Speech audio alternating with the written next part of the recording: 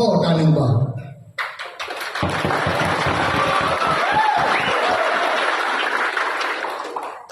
Bismillahirrahmanirrahim. Surat pernyataan Jaringan Amil Syuhada Aceh. 1. Jasa meminta GAM segera duduk bersama perwakilan pihak internasional untuk mengevaluasi proses perdamaian Aceh. Poin kedua, Jasa meminta GAM segera mendesak pemerintah Republik Indonesia untuk menyelesaikan segala butir-butir perjanjian MOU Helsinki sesegera mungkin demi keberlangsungan perdamaian Aceh.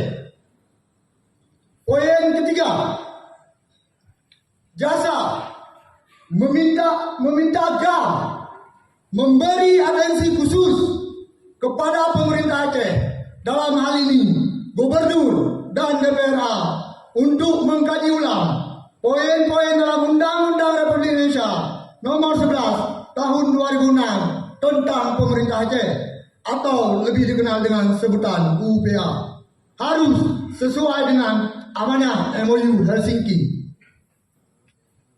Poin keempat, Jasa meminta GAM segera mengambil sikap tegas dan terukur apabila pemerintah Republik Indonesia tidak komitmen dalam merealisasikan butir-butir MOU Helsinki.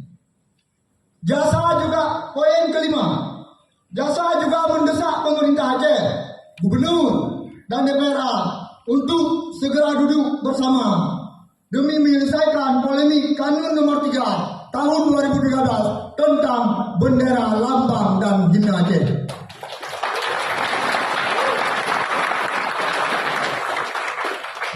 Lun akhiri dengan sabah pantun. Kan han mutim kamu membedah, membalah poh pu yang ayah rasa. Kan han mutim kamu turun dalam supra, tapi mupreh penuduh ba urung Tuhan.